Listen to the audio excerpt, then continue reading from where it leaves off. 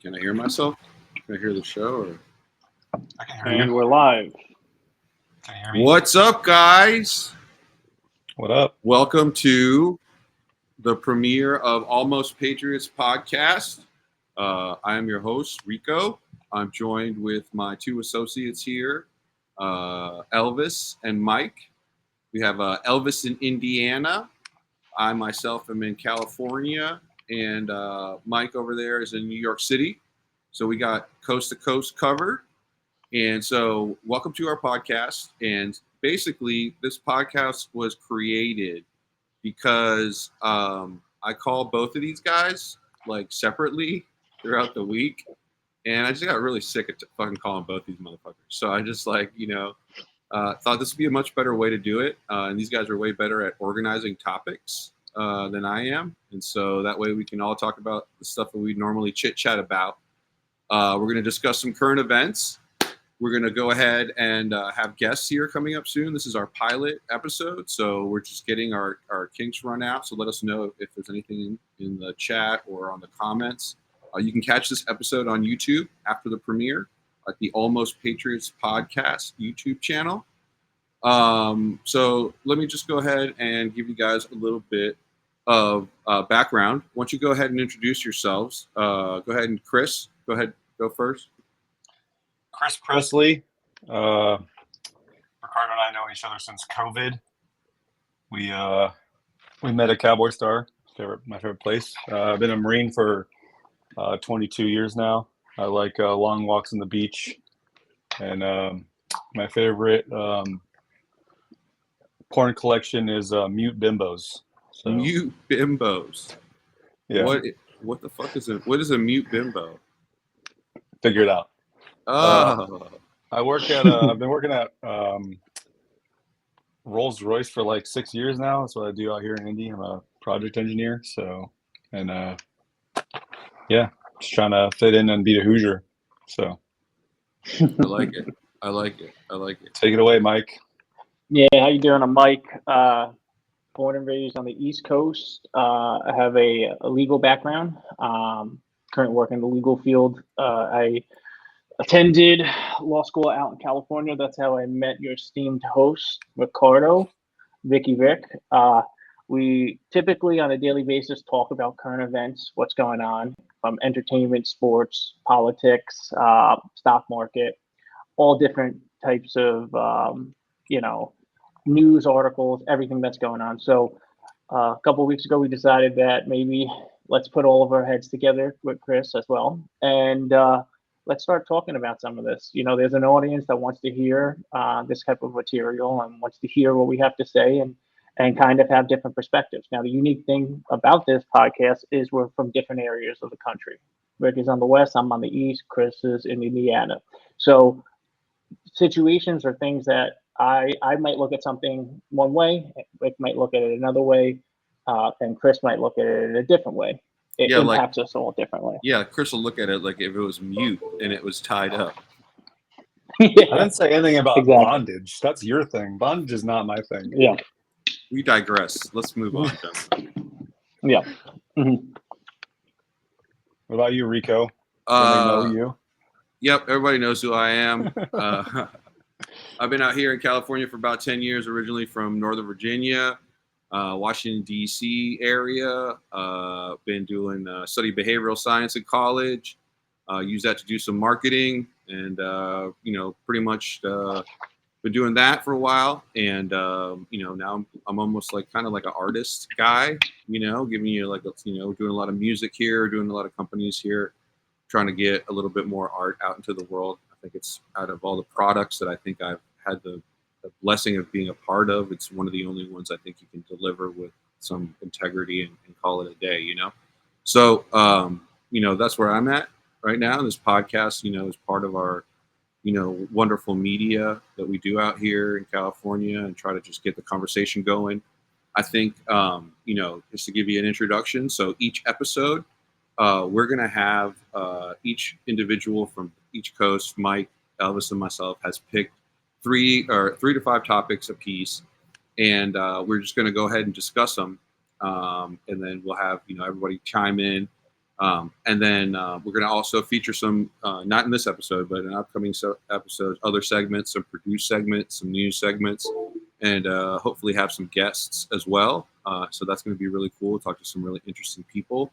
I think the reason that we came up with the name, and this is kind of just like a beta right now, the Almost Patriots portion of it, is because right now, I think a lot of people in society in general, ever since COVID, all over the world, have really been sitting around and understanding that something's not right with everything that's kind of going on, and nobody's really put their finger on it or expressed it.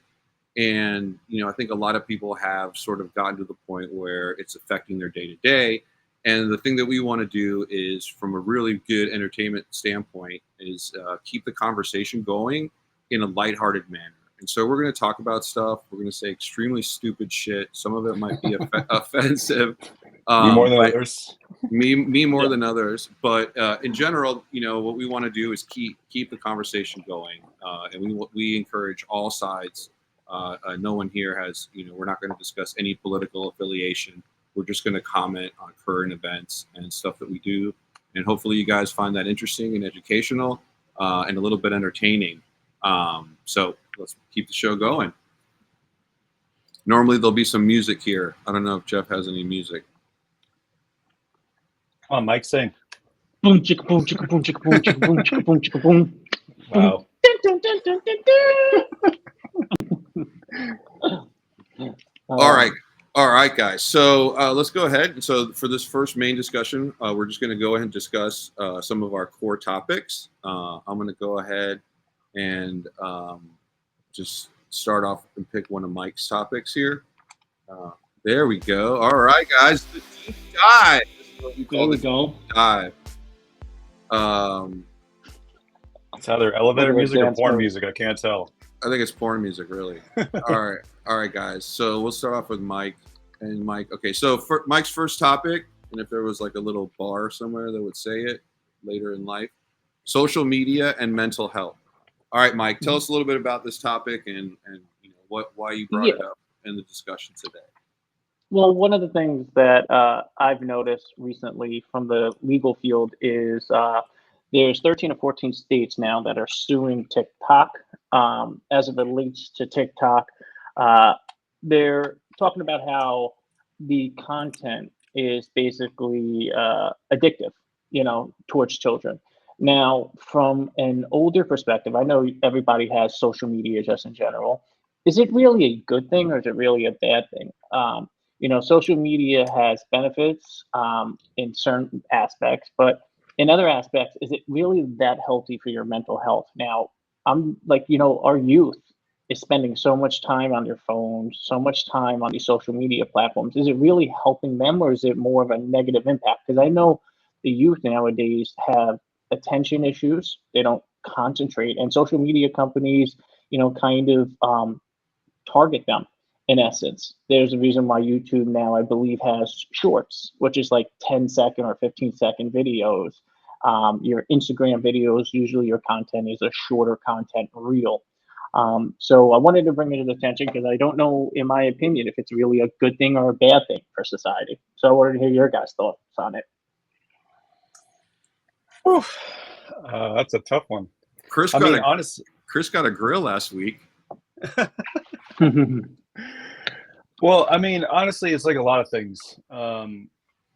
There's the question mark is always about age, where like the barrier for entry should be around age. I mean, like, because I mean, you can go down the rabbit hole with alcohol and marijuana and cigarettes, and I mean, I think they're all considered or potentially addictive, right? Including social media, and we have age limitations on all kinds of things, but realistically, your body doesn't change or doesn't stop changing until you're in your mid-20s.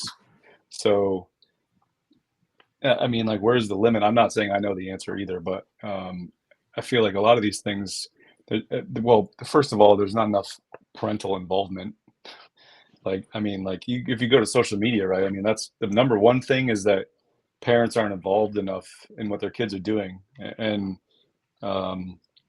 Adderall is another example. Just trying to, shut your kids up and, get them to color inside the lines so that you don't have to deal with them. That seems to be more of the attitude towards parenting nowadays. I think social media is just a byproduct of that.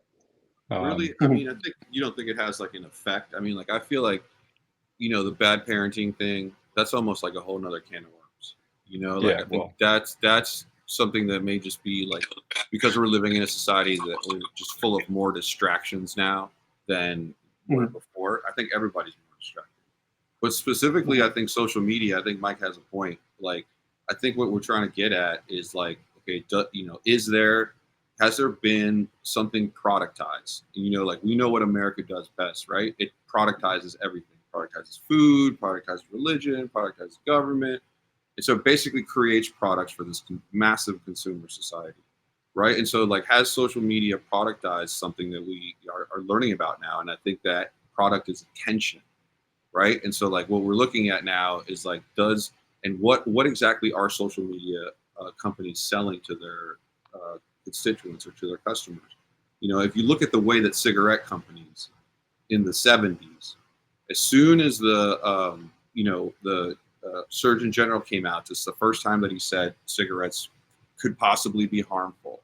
The first thing they did, man, is they went out and they bought all the food companies. And you look this up, right? And so now, instead of selling nicotine, they're selling sugar. And right after the 70s and the 80s and 90s, that's when the whole fat-free thing happened. They basically, use propaganda to influence that diet and place it on people and to sell sugar. And so what are social media companies really selling? I think they're selling dopamine, that's literally what they're selling. Yeah, they're selling. I feel like a lot of the times they're also selling dreams that don't exist. They're selling like everybody that looks at a page, an influencer, it's always the life's best things. They're doing everything like, and you get upset with yourself, or you get jealous, and you're like, I want to be doing that.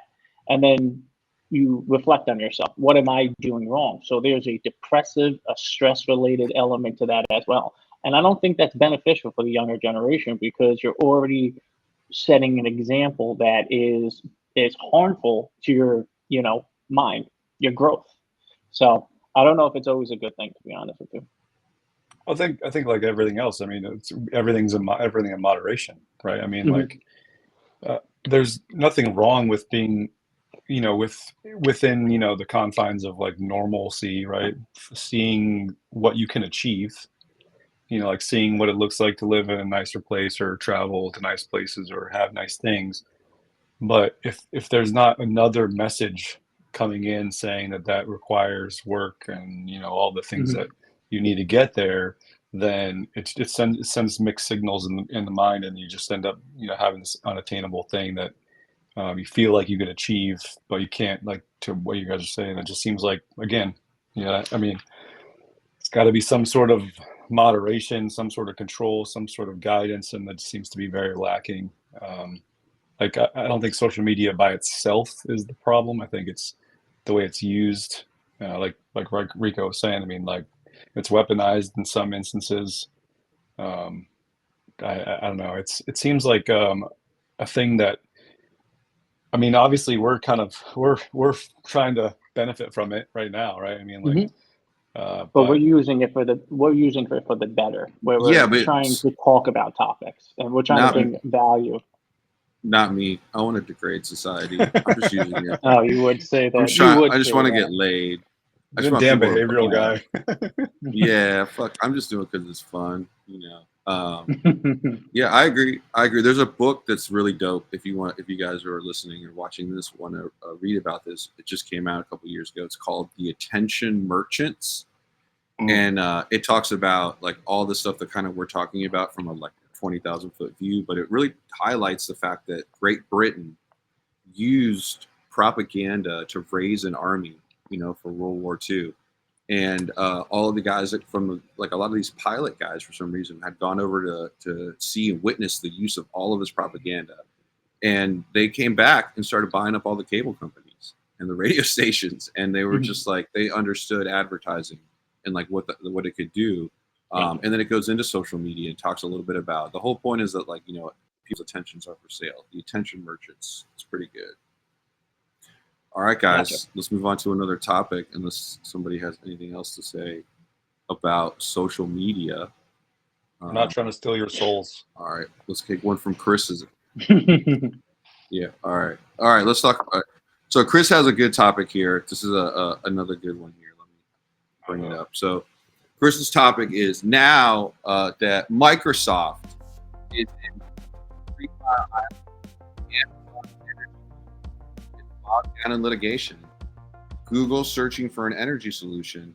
Who will come on top of the nuclear industry? So what your question basically is, there's some movement going on in the nuclear industry right now, and you want to know, you think there's going to be a little bit of a vacuum there and some stuff's going to move. Who's going to come on top as far as the solutions are concerned for energy, so nuclear energy? Well, it just seems like the on the surface level, what we see is what you read. I mean, like Microsoft just bought the reactor number 2 of 3 Mile Island, which is not the reactor that almost melted down. Just so everybody's aware. They don't have another island. I mean, they don't have another island. There's how many fucking islands are there? They don't have so another island. 3 there? miles, 2 reactors, one As long as- almost melted down. Yeah, no, it's tricky. Ricardo can't count, so Yeah. as long as it's not near my house, I don't care. So, but Amazon is trying to get more normal energy, and they tried to buy a portion of energy, and they're getting bogged down in litigation because nobody wants to give them half of some city's energy, which makes sense, right? I mean, nobody wants to so and then Google, because of what's happening with 3 Mile Island, Google's right behind. Google's on the hunt for some sort of solution to their massive AI power requirements. And so the question comes to me, like, I mean, when you look at all the stuff that's happening behind the scenes that we don't see publicly, the DoD's funding some project to do a mobile nuclear reactor that you can fit in a 7-ton. I mean, which is pretty. I mean, that's pretty awesome, right? Yeah. We got SMR, which is basically recreating nuclear submarine technology in football field sized, reactors. Rolls-Royce, invested money in that as well. You got this reactor in Romania that's essentially trying to, prevent Eastern Europe from having to rely on Russian oil. What a shitty reactor. I mean, why is the reactor getting involved in Middle Eastern politics? It's a reactor. Unbelievable. His own business. Yeah. I mean, it's strategically placed in Eastern Europe, in an Eastern Bloc country that used to be part of the Soviet Union. Yeah, but who placed it there? Exactly, right. Yeah. Mm-hmm. So it's a project that's essentially trying to fight another proxy war with Russia through the UK and through How do the we UK. Get it's from 3 Mile Island all the way to Russia. Hey, you gotta follow the dots, man. You gotta follow the dots. Okay, but also there's just a lot happening right now. And there's another company, Terra Power. Yeah, they tried to build something in Wyoming, and they broke ground right before the Ukraine war broke out. Right. And it's Russian technology, Russian uranium, and then the Ukraine war broke out, and now Russian stuff isn't very popular. So they started this huge project that they're not going to be able to finish until that whole thing resolves itself. But there's only one company in the U.S. that makes uranium, and I mean, I feel like that's the horse you want to back, right? Mm-hmm. Not the only other company in the world, which is in Russia. It seems like a poor play, especially during the current landscape. But I mean, that's just a conversation, right? I mean, I feel like the DoD's, DARPA, right? I mean, they're always getting their little paws and everything. So the DoD has potential. This technology it's going places, and I think the energy crisis is the new COVID. Yeah. In my mind, I mean, that's the future, right? Once AI goes online and there's all this, massive wattage requirement for all these farms, there's going to be shortages, and who's going to have the answer? So let me ask you a question. I mean, is the real topic here, and I agree with you. I think nuclear is coming back. But can our grid 100%. handle this? Can our grid handle this? No. Handle nuclear or handle Yeah, I mean, AI? say we do what China's doing, who's emitting more CO2 than anything I've ever seen in my life.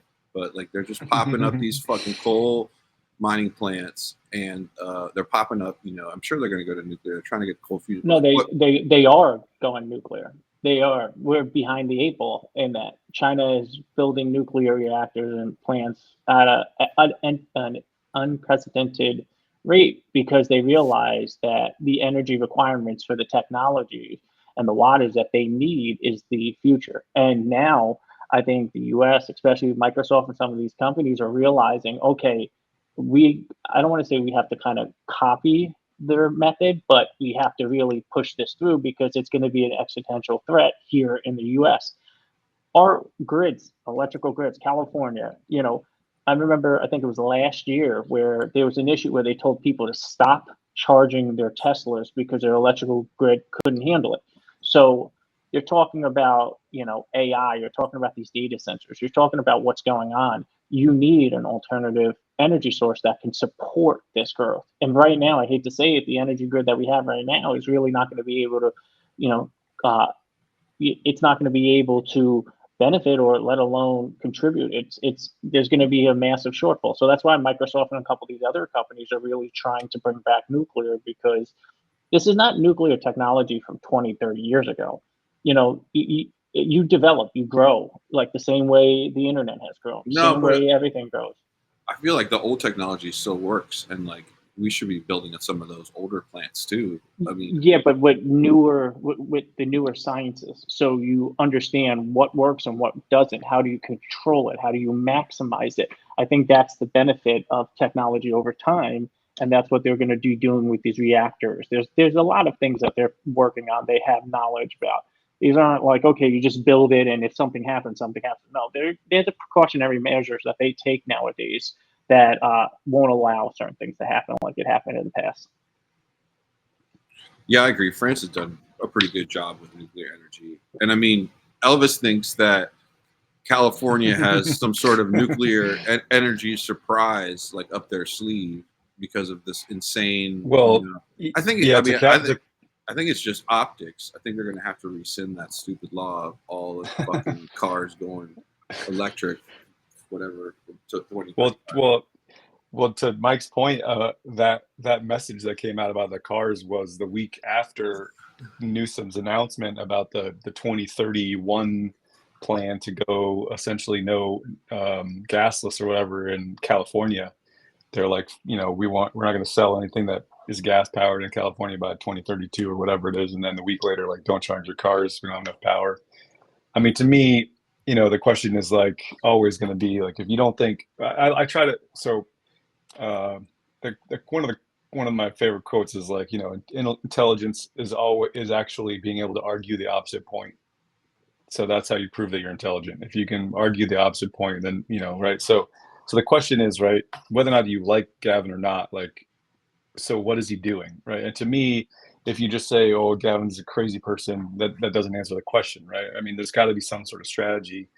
And to me, the strategy looks like there's a plan in place. Like, you don't get rid of gas and coal unless you have something in your back pocket in the future. And to me, that's the plan. If I'm gonna try to live in Gavin Newsom's shoes for a minute, like, he's got to have some sort of plan. And the only one plan that makes sense isn't solar. It's not wind. Like, none of that stuff is gonna fill the shoes that the power grid is required. So, like, to me, nuclear is the only solution, and there's got to be an answer. I know that Idaho was on the docket for a little while there to power some stuff that fell through. SMR failed to pull that one off, but I got to believe that there's something going to happen in the next few years that's going to come up. Otherwise it's not going to look good out there. As much as I agree with you, I hope there's a plan. I am not. I'm not putting all my money in the basket on that one, or my eggs in the basket. So yeah, no I mean, confidence. Back to the topic. So yeah, I mean, it's interesting. So I mean, I think you're right. I think the key takeaways here are that, like, AI is going to need a lot of energy. who are the players? Who are the players who are developing that technology right now? And kind of like understanding, who are those players' customers, like Google and Microsoft and all those guys, and like somebody's going to build the infrastructure. But let's move on, guys. Let me pick one of my topics. All right, this is my first one. All right, my first topic is what kind of drugs are politicians taking? Unbelievable. So let me tell you, perform. He left out the last part. It's what drugs are they taking to perform? To perform. Now he didn't specify what kind of performance we're talking about. Are we talking about like sitting behind their desk? No. Or are we talking about the mute debating topic? Yeah. All right. I mean, so like this is definitely. It's just more of a discussion point, man. Because I mean, like, so I want to know what your guys' opinions are on this, right? Because like, and I don't think let's leave the presidential candidates out of this. All right, let's look because that's ongoing, and I don't want to. That's not what we're going to talk about. But like, is there a cocktail of stuff that you get when you get to work at a certain level that just is going to be able to whatever it is. I mean, the best of the best. I mean, like, so here's my point. Okay. All that to say this. My point is that I feel like what we need to realize is that drug dealers have been a major part of big decisions throughout history. If you look at The Last Supper, at least 3 of those guys are dealing drugs. I'm telling you. Dude. I'm telling you, dude. All right. Wow. So if you get into a position of power, right, like, and you're already taking money from drug companies, no matter which side you're in, you don't think like those guys are bringing some party favors to the pedophile-a-thon or whatever. I'll touch on this topic. I definitely think the first thing is a lot of the politicians that are very well known. And the question also is, would you take the cocktail if you were there? Like if they offered it to you, would you take it? Yeah. So one of the things is, if you're looking at the politicians that are the main forefronts nowadays, a lot of these politicians, senators and whatnot, are older. And it's not like 50, 60, sorry for any of the audience members that are in that range. I'm talking about 70s. Some of them are pushing in their 80s. So I don't know if you had a grandmother or grandfather that old and you've been to a family get together, but they're not all there. They're like usually sitting around watching TV. These politicians are asked to do so much on a daily basis, and by a lot, I mean apricots. Yeah, these politicians are being asked to, and not on a daily basis, but they have to go to committee hearings. They got to talk to the press when you can find them, because half the time they're hiding out or going to somewhere. But if you have to go in front and be asked questions and respond to those questions, most of them, anybody that's in their 80s, they should be on a beach. But these individuals have to respond accurately, not accurately, but accordingly. They have to think, digest the question, and give a response. Now, it could be a political response, might not be like what you want to hear, but still, at that point, they got to be up every day doing things. They got to be reading bills. They got to be in committees. So I definitely think a lot of them have some type of cocktail. I don't have any evidence of that, but I think allegedly. I don't have any evidence, but I think that they have to, take something if it's, to keep them on top of their game, or to say the least, be able to function on a daily basis. Gotcha. Would you take the cocktail? It depends on the cocktail. When I'm at 80, and I hope I'm not a senator or a presidential campaign, candidate or representative in the House or whatever. I don't know. You got to tell me the cocktail. And all right, Mike gave the lawyer answer. All right. The other question is, do you care as a constituent, if it's a yes or no question, if your politicians are on drugs? Well, I mean, so like, here's the deal, right? I mean, like, what are we talking about here? Because, I mean, no. We can't. Ricardo and I we can't filter. You can't filter. I mean, like, we say drugs. I mean, like, it could be Adderall. It could also be some other weird shit. You and I talk about Adderall all the time, and how, like, it's a really, you have to tread carefully because, to me, I feel like, I definitely would like to take it to do work because Work sometimes I sucks. get bogged down in some stupid crap that I really don't want to do, and coffee just doesn't do it. But I mean, I don't take it, and I, didn't take it when I was young, so that helps out, That's right? a slippery slope right there to human But yeah, trafficking. I mean, once you start, it's a slippery slope.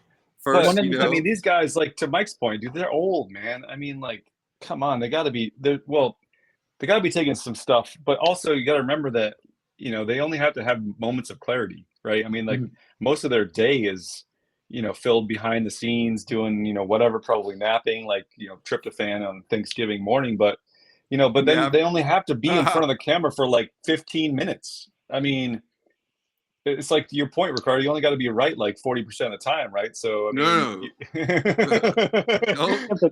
And my quote is, in business, you only have to be right 60% of the time. Like, you just got to get more right than wrong. Yeah, but the whole thing is let me ask you guys a question. Right now, do you think the government is doing what they're supposed to be doing for their citizens? Do you think they're performing up to their standards? I don't think they give a shit about the citizens.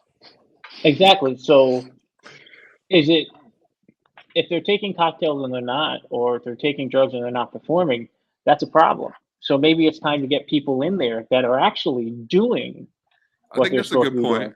Right. Because if it's for clarity, if it's for, kind of focusing or doing what they're supposed to be doing, any 30-year-old, any 40-year-old, any 50, they have a lot more energy. They can do a lot more. They're going to be more involved. So maybe at that age, it's time to phase them out or put a limit or something of that magnitude. Because at that point, this wouldn't even be a question. So are you saying that Ricardo's drug addiction question has turned into term limits for Congress? Is that what we're saying? I mean, is that how bringing up? No. The point. The point is that the circle? Oh God, circle of life. The point is term limits. Yes. Okay. Good job, Ricardo. Yeah. Good question. I think the consensus here is that it doesn't fucking matter if you're a politician and you're watching this, that you're taking drugs. We don't care. But whatever drugs you're taking, they're the wrong fucking drugs. Because whatever you're doing is not fucking working. Yeah. I think that's the consensus. Mm-hmm. Well, the problem is everything's, by the pharmaceutical companies, and this magic drug that like makes them give them more money to the pharmaceutical companies, and that's not really how it's supposed to work. Basically what we have to do is we have to create a drug that gives money to the people.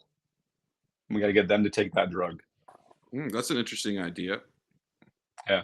A drug, like a brainwashing. You're the behavioralist. Let's get a pharmaceutical guy on here. Doesn't mean that I'm like nice and manipulate some sort of compassionate. No, I don't think about the people. Well, I mean, you're still gonna trim some of that money off, that goes to the people, But I mean, I agree with the incentive structure. I think exactly. If you're gonna get behaviors change, you got to provide the right incentivized structure. And I think that's kind of what's going haywire right now. A little bit is the those guys just pass laws that give themselves second retirement or whatever. It's just like ridiculous. You mean what is it? $350,000 salary, and they're worth $200 million now? Is that where we're going? Well, we digress. All right, guys. Let's get another one from, what was it? Elvis or Mike? Is it Mike? Mike. It's Mike. Sure. Let me see what we got here. No. All right, let's change it up a little bit.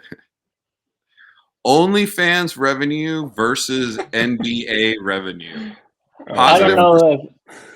I have to say, I don't know. So I saw something not too long ago. So tell me about this topic. The profit for creators, right? I was wrong with the number for OnlyFans was $6.6 billion. The NBA players' profit was $4.9 billion. So OnlyFans content creators made $1.7 billion more than the NBA basketball players. That is insane. Everybody talks about the basketball players' contracts and how insane and crazy they are. Okay. Are you telling me, Mike, that we're going to see someday naked basketball games? Because that's what I think. Stop it, Rick. No, we're not going to see that. So my whole thing though is when I look at this, right? Yeah. I look at as it's capitalism, it's opportunity. So if you can make a dollar, you can make a dollar any which way. But my argument is outside of, a lot of these OnlyFans are basically selling your body or selling something to somebody. It could be your body. It could be, showing experiences. Like I know there are some celebrities that are on there and they don't showcase their bodies, but they showcase kind of their life and give like kind of a behind the Feet. scenes. Feet. Oh yeah, Feet. feet. Sorry, feet. Feet. But Only is it feet. There's is it only real? feet. That's a thing, dude. But the whole thing Not for me. is it a good thing or a bad thing? And what I mean by that is a morality argument. So is it like our society has been sexualizing everything since day one? And now we've gotten to the point where it's like, okay, it's no longer just movies. It's now let's create an account and this is our career. So is that a good thing or is that a bad thing?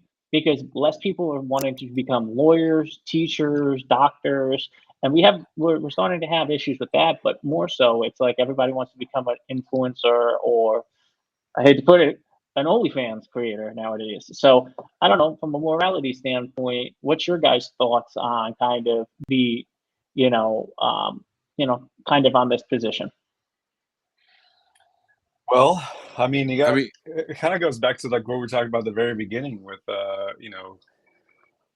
parental controls but I mean, honestly, there's like we're supposed to be like the prudest nation in the world, and yet $1 billion more in revenue for OnlyFans kind of Yeah. throws that a little out of the water, right? And a lot of it has to do with, the country shifted away from religion. And I mean, I'm not really religious, and I grew up in a religious family, but um, I mean, there's something to be said about, where you get your moral and ethical foundation from, and if it's from religion, then you typically steer yourself in a certain direction. I'm not saying it has to be from religion, but it's got to be from somewhere. Yeah, your moral and ethical foundation has to be established from something, and if it's not your parents and it's not religion, then where is it coming from? And it seems to be nowadays that it's coming from social media, to like Mike's point earlier, and that's Mhm. where they're getting these ideas. And so now it's more, well, how can I make money, not how can I be better for the people around me, which I think that's kind of why we are doing this, right? Was we're trying to be better for the people around us, not, better for ourselves and better for our pocketbooks necessarily. Mhm. So Mhm. Yeah, yeah. so the way I look at it also, it falls on the individual that's paying for the subscription, right? It's this well, I mean, like it's like OnlyFans didn't create society. Society no, no, created no, Only. I agree. Sorry, I cut you off, Rick. Would you like to continue to speak?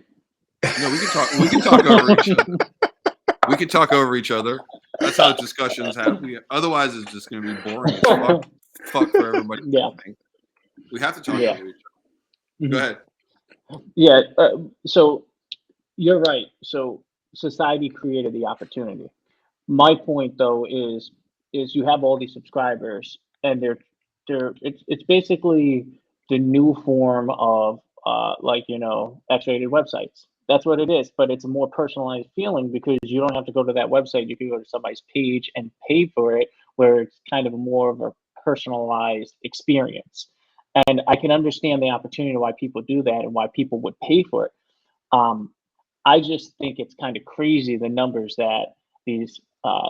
creators or content creators are making is insane. Like, for example, Steph Curry, LeBron James, these are big names and they get paid handsomely. I can't name, I don't watch OnlyFans, have to clarify that. I don't do any of that, but Yes, you they're do. making, oh, stop it. They make so much money, but you don't see in the news who the top creators are. It's like a hidden sort of thing. So I find it Mm. really interesting that these people are making so much money, but technically you don't really know who they are. That kind I of think. brings. So I took an ethics class in high school, and one of the things we talk about was like, that you have these like, comparative things. So like, if your mom would find out the next day, would you do it? Like That's a good if point. if it was on a billboard in the freeway the next day, like would you still do it? And like these are the kinds of, like, there's like a bunch of them that you ask yourself this question before you do X, right, or whatever. But to me, like, this kind of goes, I mean, we could unravel a whole nother conversation about this, but like, what if your, OnlyFans appetite or your porn appetite was like broadcasted publicly? That's a good one. Like you're like on Like your you're like if Instagram account or somebody whatever, it showed your docs search your history and like how much Yeah. money you've spent on OnlyFans as part of your like headline. I know, inversely, eventually it would become like a feather in your cap over time, but there'd be a period of time where it'd be shameful, right? I mean, like, and that kind of goes back to the trolling. It kind of goes back to the social media aspect where like your face isn't out there. You know what I mean? Like people would not say the same thing to me that they say on the internet because you get your ass beat. Yeah. Well, like Mike Tyson, he's like, not enough people are getting punched for shit they Yeah. say Not enough people on are the getting punched in the internet. mouth. Yeah. So yeah. I mean, I don't know. You're right though. Like if you were publicized on what you're looking or your search history, you would be acting in a completely different manner, in a different way, because now you're exposed to it. So yeah, I get what you're saying. So do you think so like in China they do the social credit score thing. So do you think like if the US ever adopted something similar that those types of data points would be on there, like would you moving out of the country. They're like, oh man, I can't get the new Ferrari because I was watching too much mute porn or whatever the fuck you're watching. I think unfortunately I'm a pessimist in this way, but I think the United States is kind of going towards that social credit thing. Everything has to do with data and understanding, your citizens, and I think they're gearing towards it, but they're not going to. It's not like it happens overnight. It happens. I think the word understanding is very loosely said in that. I mean, I think spying on is probably a little bit better. Oh, spying on by far, but these things don't happen overnight. They take time. Just like other things happen, it takes time. So people don't even realize the implications of the rights that they give on a daily basis and what they're doing, and they just go along with it like it's okay. Like, oh no, everybody, it's getting done to everybody. It's fine. I'll just keep going on that. It will happen over time. I think. I don't put a timetable on it, but I definitely feel like that's what kind of where we're going towards. And I don't want and I wouldn't be surprised if there's a search history element to it. That sucks. Well, I mean, all those folios are going to get exposed then. You hear that, guys? I agree. Mike says when the social credit score comes, all of your dirty OnlyFans laundry is going to get aired out. I definitely think there's going to be an element. All right. Data brokers love that stuff. So to sum up, I think I don't have an opinion on this because in one opinion, it's like we live in a really capitalist society. So like albeit we're witnessing the democratization of like a lot of industries. You see people now everywhere from e-commerce like dropping off packages. It's like the company's got other people to do all the work. And the video companies got all the people that we're doing this, and they don't have to create this shit. And so it's like it's almost like democratizing a lot of these industries. And so I think OnlyFans is part of that. Before you had to like go and like bang Hugh Hefner and like suck somebody's whatever, and then like who knows, maybe you made it. But like now it's just like if you got what it takes and people's attention is flocking your way, then it's a way to make money. So I'm not sure. I don't like taking avenues away from people. I don't think it's great for society. I think it's worse for society that people are spending so much fucking money on that than it is that it exists. Mm-hmm. Yeah. I mean, this can segue into like a bunch of the other questions. So I don't know if you want to like do that or not, but what other questions? Well, so the social the social score, right? I mean, that's something that's been coming down the pipeline with the people profit margin or people profit planet is like the 3 P's of the business world, right? And they're trying to like use that to make the social score for businesses for and then there's a company called Global Knights that puts out this Global 100 every year, and if you're not in the top 100, then you have difficulty getting into certain social business settings or whatever. And that's essentially what they're saying is that these it got shot down in Congress recently I can't remember what it was actually called, but they were trying to put a economic score. What is it? I can't think of the name of it right now. But anyways, your ESG, the ESG governance, right? That they tried to make it an actual like law that you had to follow certain governance involving your zero margin or zero carbon emissions and how you're doing with your DEI stuff. It got shot down, fortunately, but the thing about that is it's all tied to the same thing. Like if you don't have a certain ESG score, you can't get into certain programs for the defense contracting. You can't get into these certain things. And so that's kind of what I was talking about with this whole Portland or with the Toyota thing, right?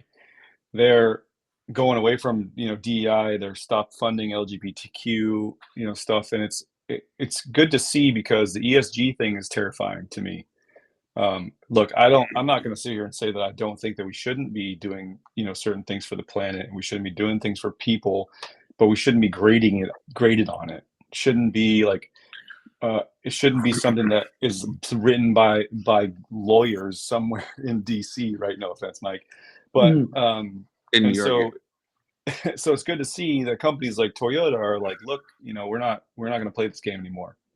We're not gonna hire pilots like whatever that airline was that had the thing happen. But like we're gonna do things the way that we want to do it to make a good product for our customers, not because it's the popular thing to do in today's society. Because of like what Mike's saying, I mean, the social credit score is tied to the same. If you don't think that the business ESG and social credit score and all that stuff are all kind of the same thing, will it be tied to your ability to get laid? Like if you don't have a good social credit score, it's like the level of like, I mean, I because think you'll that be would put on a fucking. honestly, list. yes. I think you'll be on Honestly, a. yes. I think you'll be on a About list. that until like just right now, it's like holy shit. Wait, like what if it prevents people from free love? That's Yeah, but horrible. that's already preventing people from getting laid. I mean, Yeah, a lot of people I think aren't having a lot of stuff. I think I agree on the concept of DEI. Like I think in general, I think creating you know uh, positions or hiring individuals for certain positions and or promoting them to certain positions just based on fitting in a category instead of performance is kind of problematic because at the end of the day, I think what you want is the best production from the employee. So if the best person fits that job, I think that is what you want. Now, Look on the what flip happened side to of that, SeaWorld, man. I mean, SeaWorld, yeah, they bid it, with Shamu. yeah, That was a DEI hire. They had to shut that whole thing down. No Shamu yeah. show anymore. Yeah, I agree. So on the other side, though, is I understand what is trying to be done. I understand that they're trying to do something, started. and they're trying because let it out. But I understand the concept of it. I just don't think the implementation of it is the best way of going about it. Having those programs, but yeah, Toyota, what was it? Home Depot as well. I think what was the other company? Harley Davidson. They're all taking steps back away from it, and I think you're starting to see that just in general with corporations or things of multitude of corporations. They're starting to look at things in a different light. Yeah, so I kind of this question was sort of segue into like and not to like toot my own horn, but like I did my master's dissertation on employee engagement and Oh, did retention, you? and one of the things that I brought up was that I read 100 studies about all this crap, right? Nothing said anything about diversity and inclusion as a tool or a lever to pull for retention or employee engagement. But then I looked at all and this is aerospace industry specifically, so it's a little it's narrow skewed, but I looked at the top 10 financial reports for the end of the year for all these top 10 aerospace companies by revenue. All of them said that one of the pillars of the company was diversity and inclusion in their employee engagement or retention landscape. And so from somebody who's now worked in the corporate world for a while now, it's counterproductive or counterintuitive to me to see that you have all this research suggesting that there are certain ways to do things, but yet the public message is counter to what the peer reviewed research says. Mhm. That to me is odd. Like that sends red flags to me, and that's kind of how this whole thing is working out to me. I feel like there's just this very weird landscape that we're navigating, and it's kind of terrifying the direction it's going in. But it's good to see some of these companies kind of pull back a little bit. That makes me like feel a little bit better about the future of our culture, that we're not going to just keep blindly following the rabbit down the hole until we find ourselves on the other side. And I don't know what that looks like, communism or whatever, but yeah. I mean, I feel like the whole that's a good point, Chris. I mean, like, so like like I think my question with all of this is I don't know.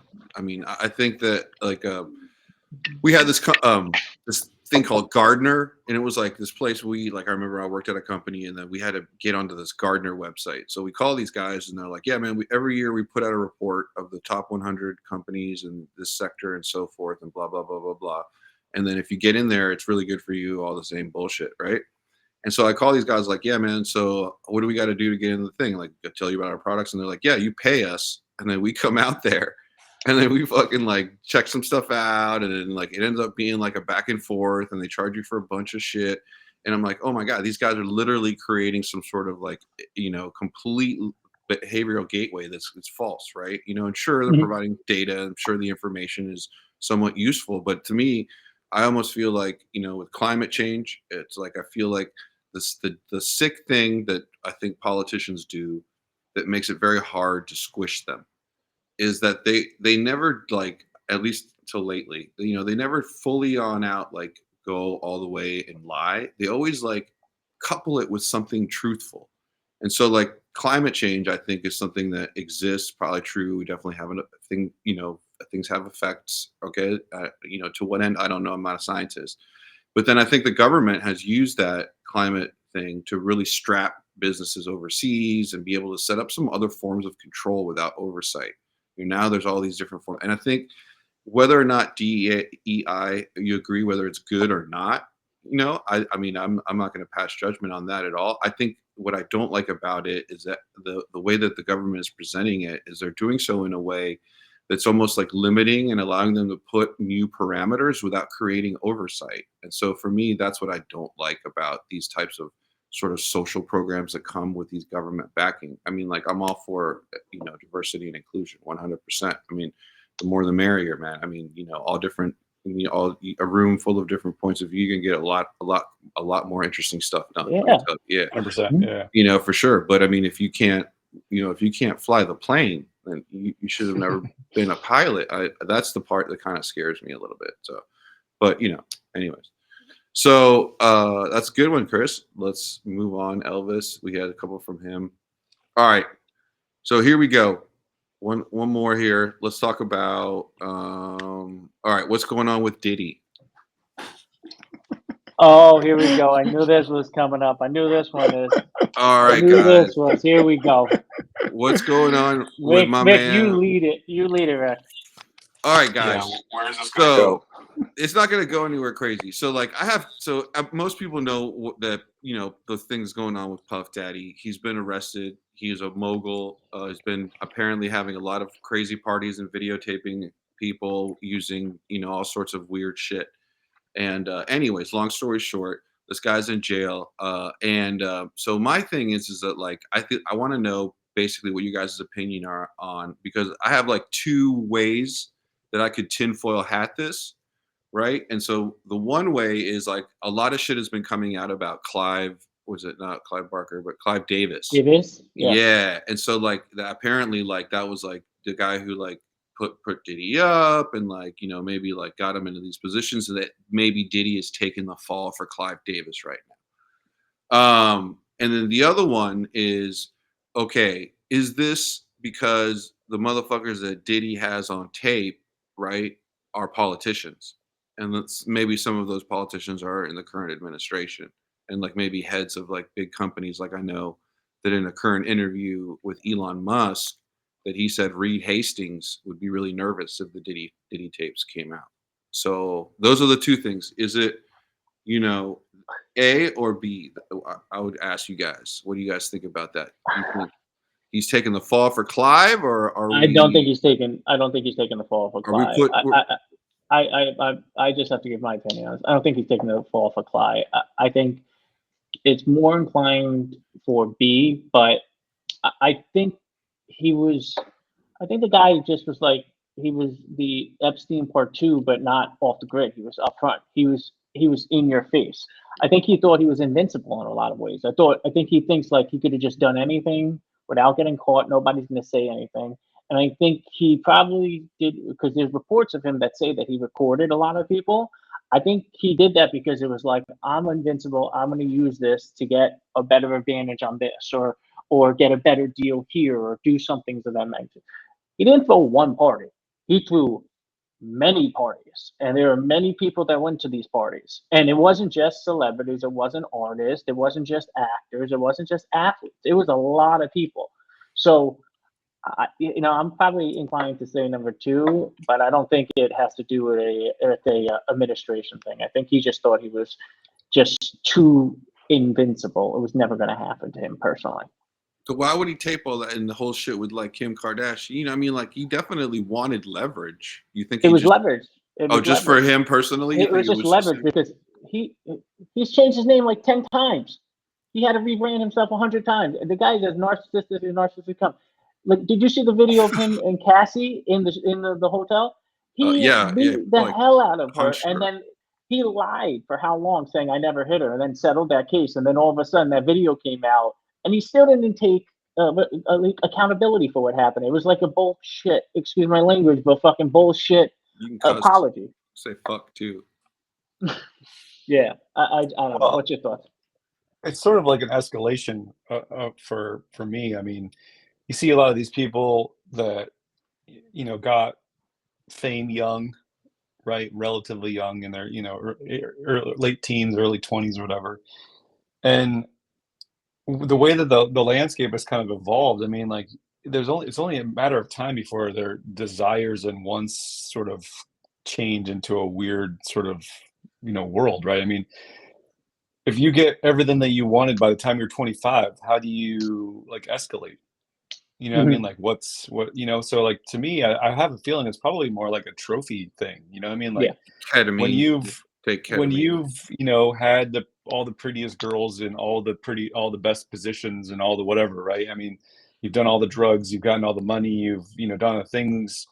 Well, then what's the next step? And so like, I don't know, the next step goes a lot of different directions, right? It could, obviously, child trafficking seems to be one of the more common ones for some people, but like, honestly, it's a manipulation at some point, right? It's like, what can I, facilitate some of these people? How can I,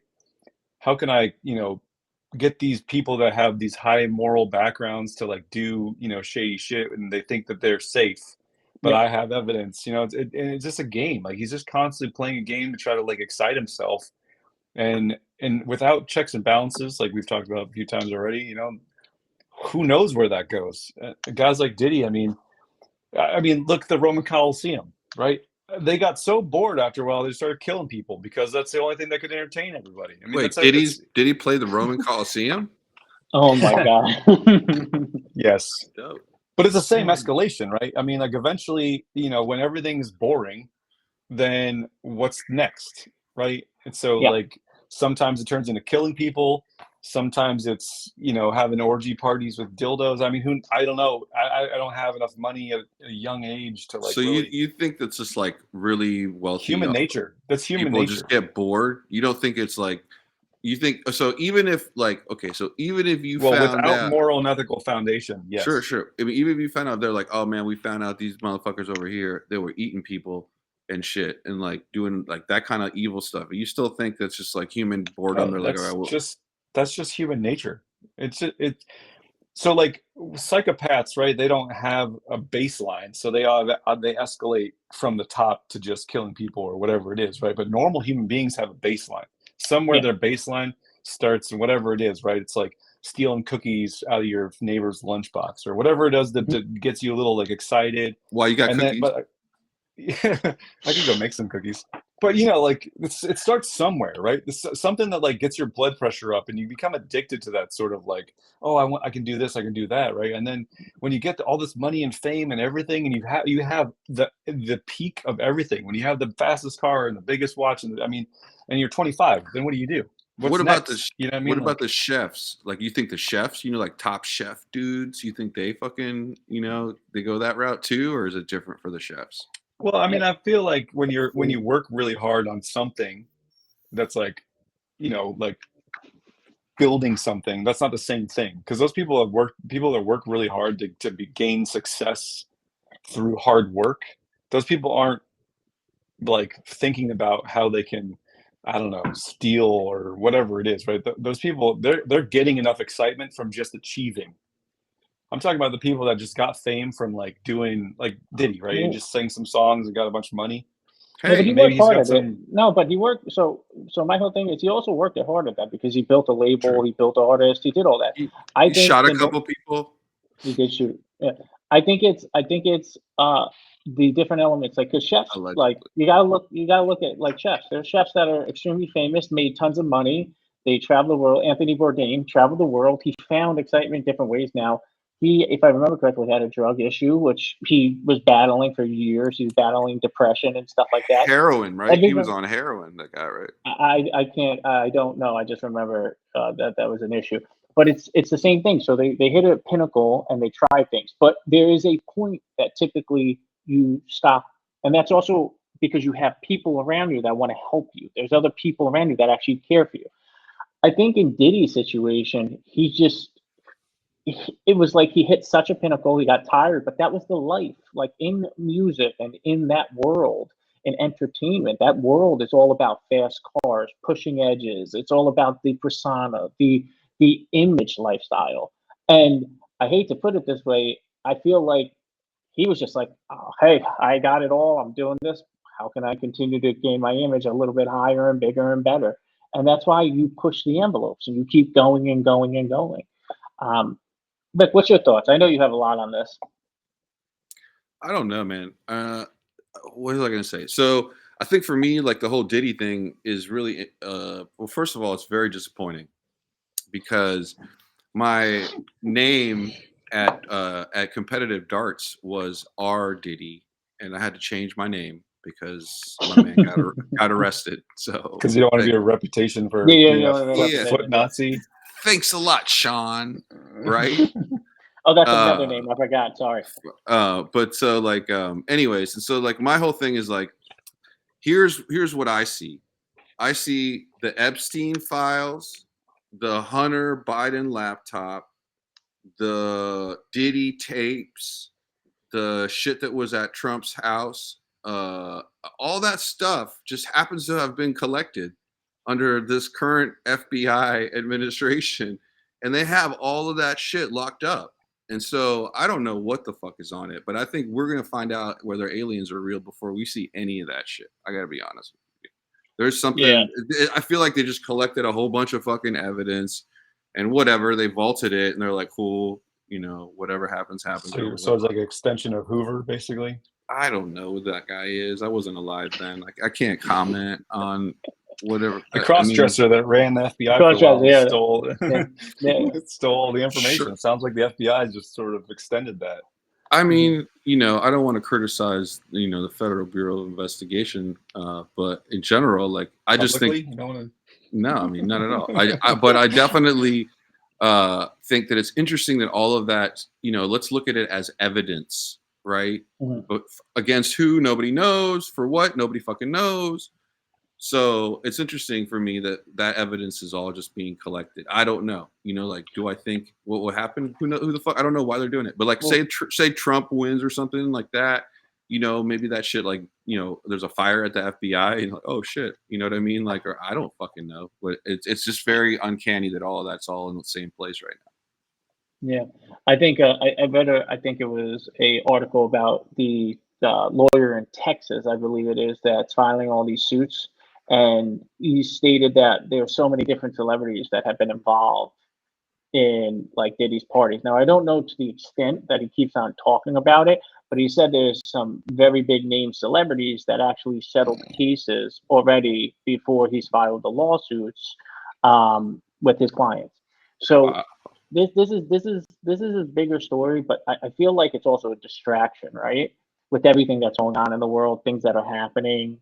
I think like all these big stories take your focus away from actual events and real things that are going on. I agree. I think you're right, dude. I mean, the point is that there's a whole bunch of shit going on, and a What lot are of they it hiding? is. I don't want to tinfoil it too much, right? But like, I want to say is like, here's a non-tinfoil like grievance I have, right? Like, how come whether these hurricanes were man-made or did he made them? I don't know. I don't apparently, but what it doesn't fucking matter. The point is, how can we send a whole bunch of money to Ukraine and we don't have no money to help these poor people in these North Carolina? I feel that kind of worries me a little bit. Like, what the fuck?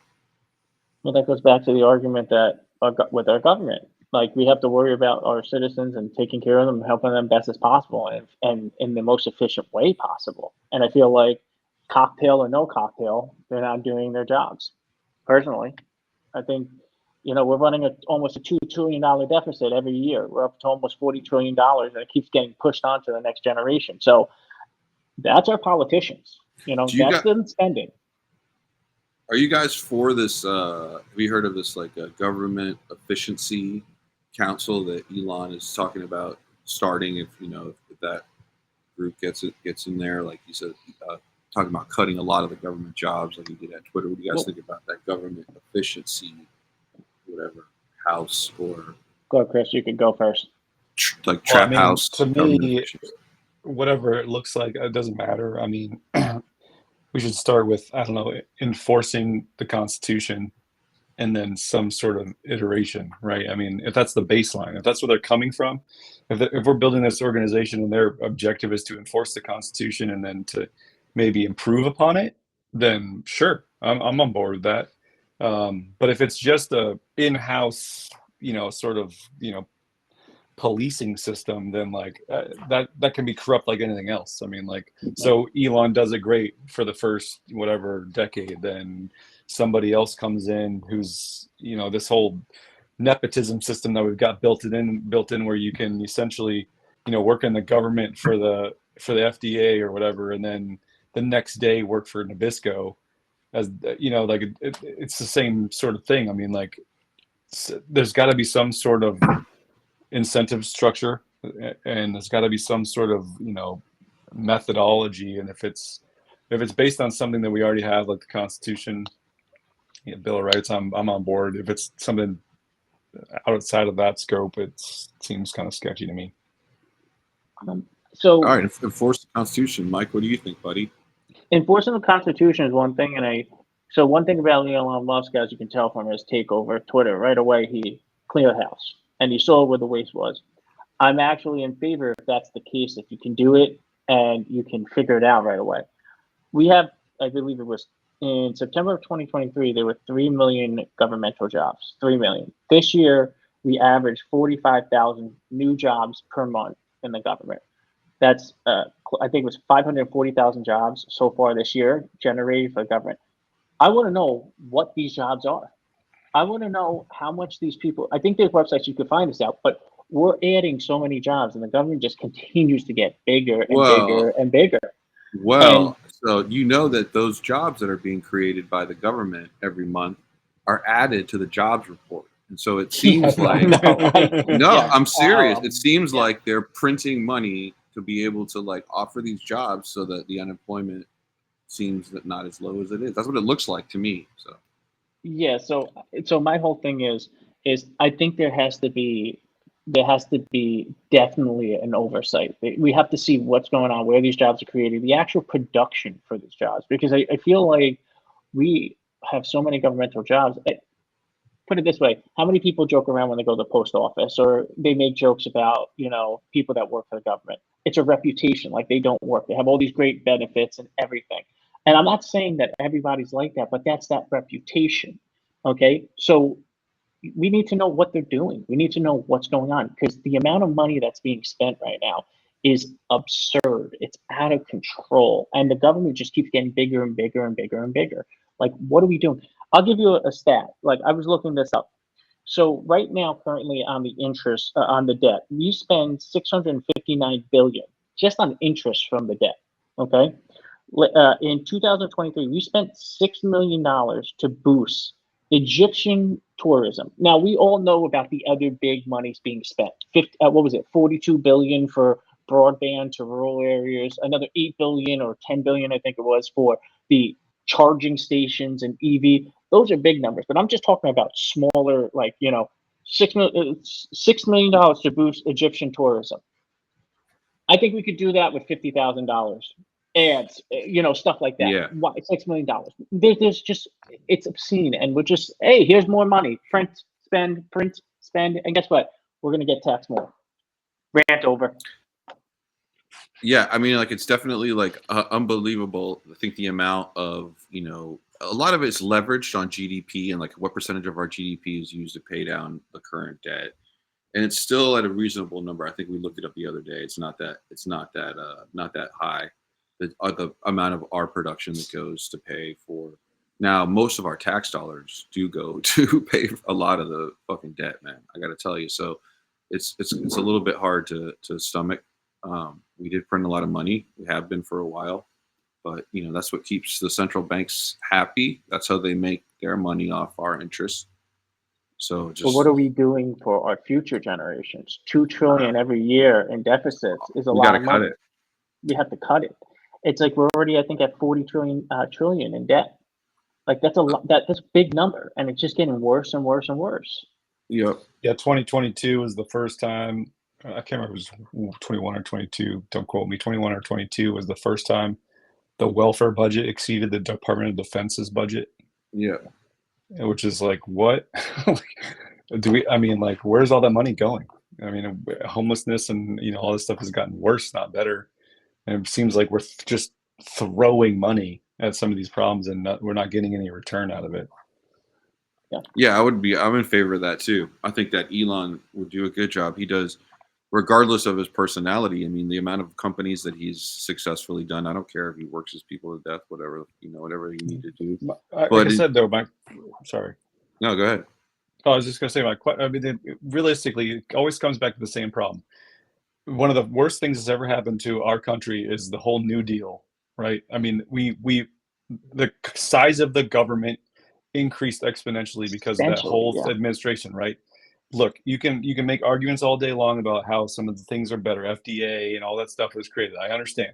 But anytime you increase the size of the government, there's going to be problems. And all we've been doing for the last 100 years is increasing the size of the government. And so you bring in Elon and a team, you're increasing the size of the government and you're increasing the government's power. You're increasing the federal government's power. So to me, like I said, on its face, I love the idea because of how bad it's gotten, but it's still terrifying because you're still increasing government power. You're still increasing the size of the government.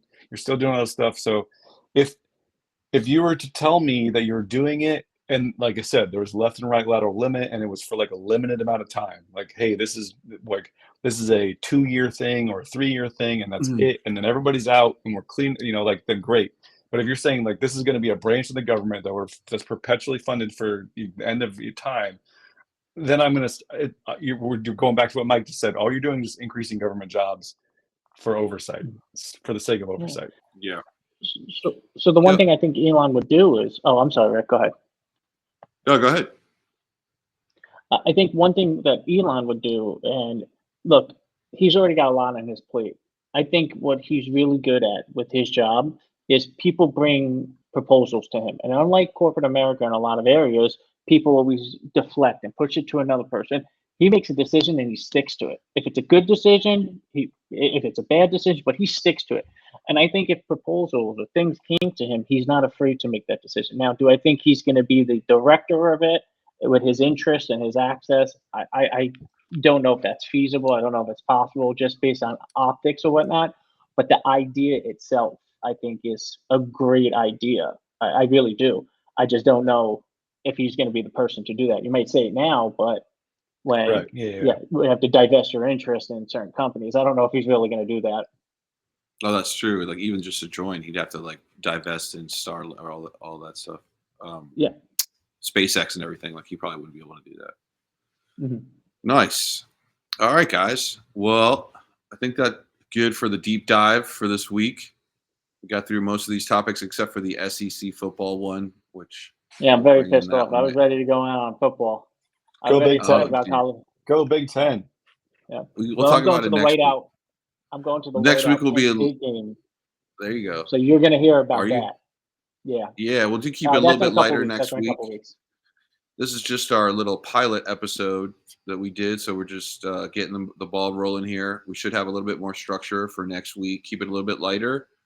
Some more music and graphics and all that stuff. All that fun stuff is coming. I wanted to thank everybody for watching and thank my guests, Mike in New York City, Elvis in Indianapolis, and myself, Rico in California. Thanks for being on the show, guys. Thanks everybody for tuning in. And be sure to follow us on YouTube and follow us on Instagram. You can scan this QR code on the side to follow the podcast. We're going to be live every Thursday from 4 to whenever, not probably about hour and a half or so. And then you'll be able to watch the show again on YouTube, on the YouTube Almost Patriots YouTube channel afterwards. And starting next week, you'll be able to see us stream live too on YouTube. So thanks for watching, guys. Thanks for tuning in. And Mike and Elvis, peace. Have a good one. Thanks, everyone.